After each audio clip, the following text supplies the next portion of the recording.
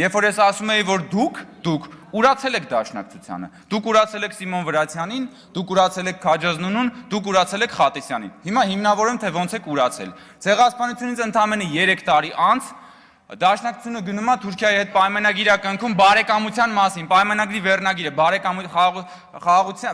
հաշտության եւ բարեկամության մասին պայմանագիր, ցեղասպանությունից 3 տարի անց։ Փաստորեն դուք դա չեք համարում ուրացում, դուք դա չեք համարում ուրացում։ Իսկ հիմա եկել եք 110 տարի անց, պարոն Մինասյանը եւ դուք ուզում եք երեսպաշտորեն բերեք նախագիծ ցեղասպանության ուրացումը քրեականացնելու համար։ Հիմա ես ձեզ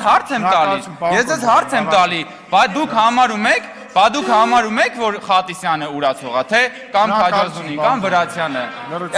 Ժողովուրդ ջան, Դաշնակցության ավանդույթը եթե պահում եք, միջև վերջ պահեք։ Շնորհակալություն, պարոն։ Այսքանը։ Եվ ես առաջարկում եմ հաջորդ անգամ պարոն Մանուկյան ցնցեք մեզ, ինչ որ խելացի բան ասեք։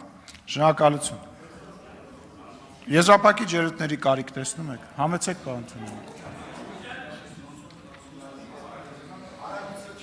Ինչ ներքին վեճ ունեք դուք, ես չեմ հասկանում։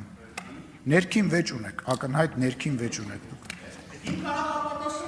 Դե դուք ձեր մեջ ներքին վեճ ունեք, դաշնակցականներով Հայաստան դաշինքի մնացած անդամներն պլեն են ընկել այս խոսակցության։ Չէ, չեք կարա։ Այդտեղից անընդհատ խոսում եք։ Տեղից անընդհատ խոսում եք։ Ինչ ալնում որ։ Նստեք։ Ինչի՞ չանեմ։ Նստեք։